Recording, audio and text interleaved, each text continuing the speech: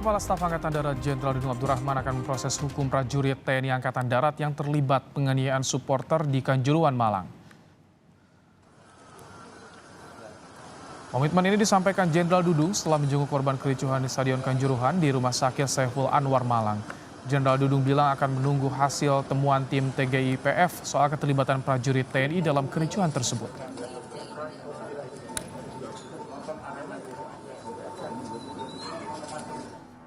Di tempat lain, Pangdam 5 Brawijaya Majen Cahyanto mendatangi keluarga Raffi Aremania yang jadi korban tragedi Kanjuruhan. Dalam kunjungan ini, Pangdam Brawijaya minta maaf atas tindakan prajuritnya yang menganiaya Raffi. Pangdam bilang pelaku juga sudah diperiksa di Pomat.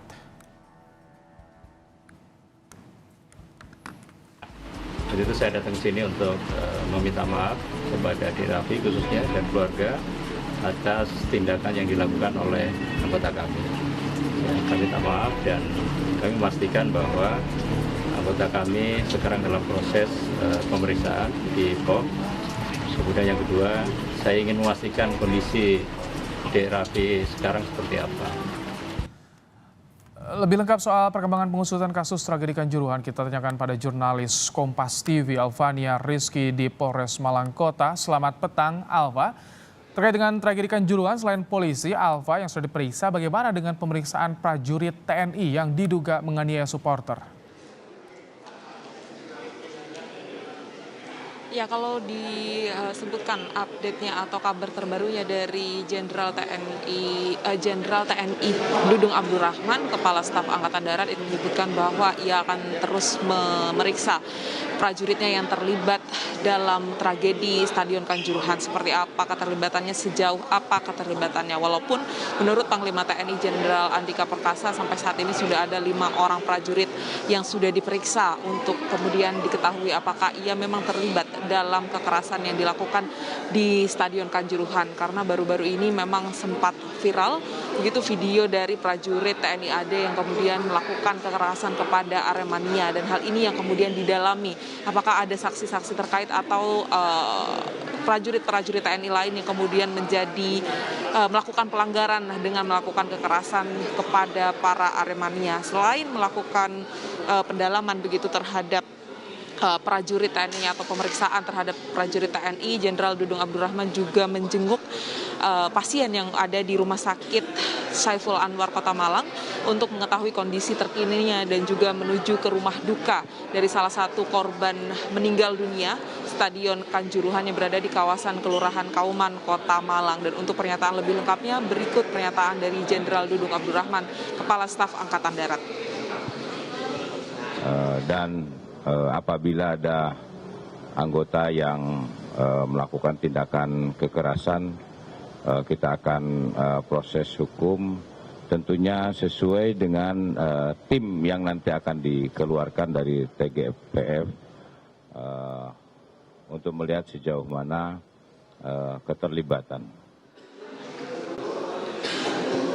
Selain melakukan investigasi internal, TNI AD juga menyerahkan fakta-fakta di lapangan terkait keterlibatan prajurit TNI AD kepada tim gabungan independen bentukan Presiden Joko Widodo, dan hal ini akan diketahui sejauh apa keterlibatan prajurit TNI AD. Kalau memang melanggar hukum maka akan diproses hukum. Ibrahim. Baik, Alva, yang juga jadi sorotan ada Kapolri yang saat ini berada di Malang. Apa yang akan disampaikan oleh Kapolri, Alva?